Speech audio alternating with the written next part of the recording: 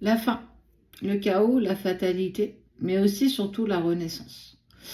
Alors cette carte, elle t'indique quoi? Elle t'indique le 8. Donc on peut être sur 8 jours, on peut être sur 8 mois, 8 semaines, le chiffre 8 aussi.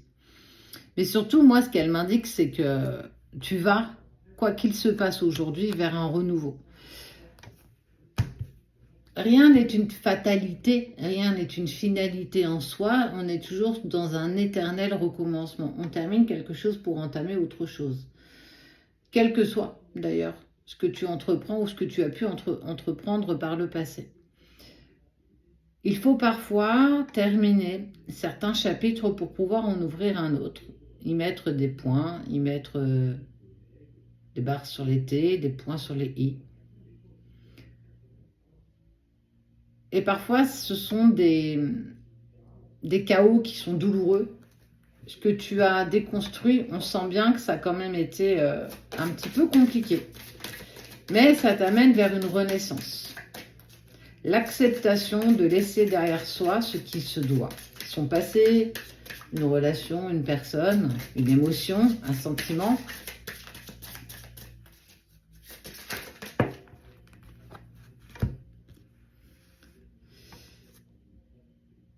Et bien en fait, est-ce que ça serait pas aussi la fin de ta dépendance affective? La fin de dépendre des autres, la fin de dépendre de tous ceux à qui tu as beaucoup apporté, mais surtout cette sensation où tu as clairement souvent pensé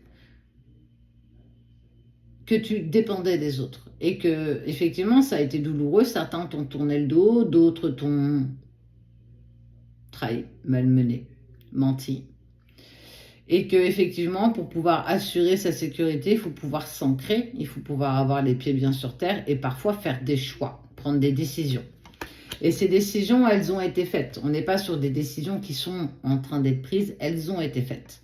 Et surtout, accepter de te détacher de certaines personnes. Tu n'as besoin de personne, tu n'as besoin que de toi. Et parfois, ça peut être douloureux. Ça peut être douloureux pour toi parce qu'on pense compter encore sur certaines personnes, mais que malgré tout ce qui peut se passer, eh ben, ça ne prend pas, ça ne se met pas en place. Quoi que tu puisses dire aujourd'hui, on te parle de réussite. Regarde toutes ces étoiles qui te parlent de succès, de création, mais surtout de persévérance. Tu vas accepter de sortir de ta dépendance affective.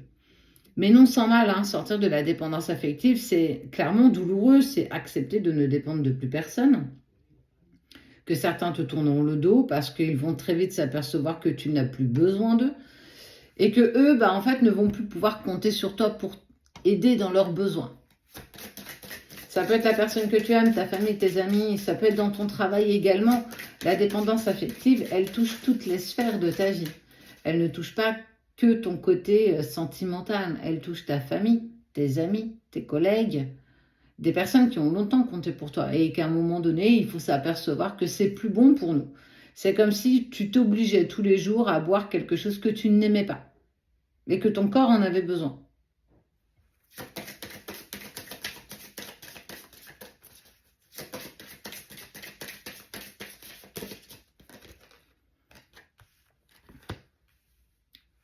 Mais quelque part, ça va ouvrir des discussions, ça va ouvrir des communications, des personnes qui, elles, vont vouloir rester à tes côtés.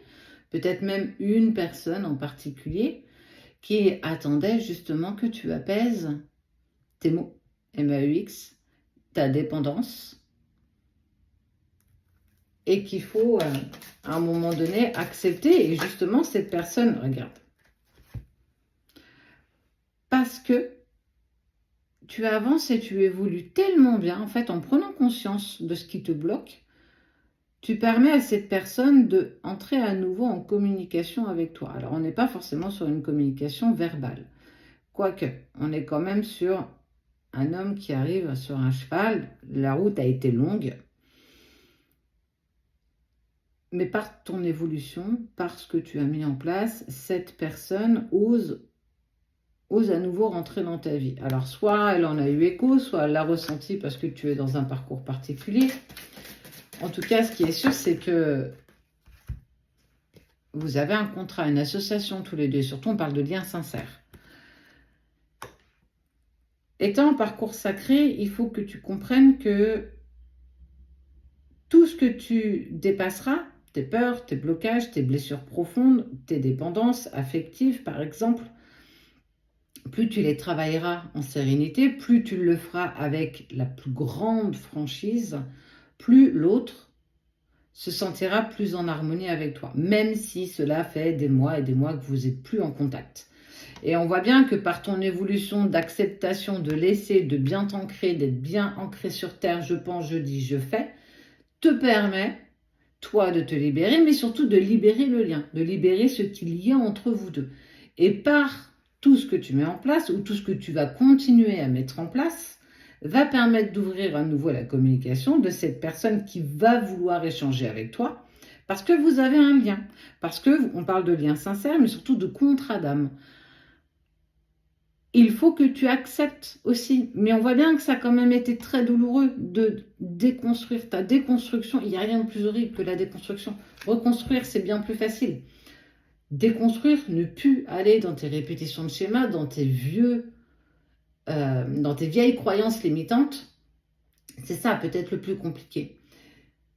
On a toujours tendance à aller vers ce qu'on connaît. Et dans ce que tu as connu, tu le sais très bien que ça n'a pas été en accord avec toi. C'est pour ça qu'aujourd'hui, tu es bien plus ancré, bien plus en harmonie avec toi. Laisse cette personne revenir vers toi parce que justement, tu as mis en place certaines choses. Et donc, tu as dénoué un petit peu le lien. Tu as distendu un petit peu tout ça. Donc, il est poussé à entrer à nouveau en communication avec toi. Tu vois, quand tu travailles suffisamment, vous êtes des vases communicants. Ça vous permet de vous aligner tous les jours un peu plus pour vous rapprocher tous les jours un petit peu plus.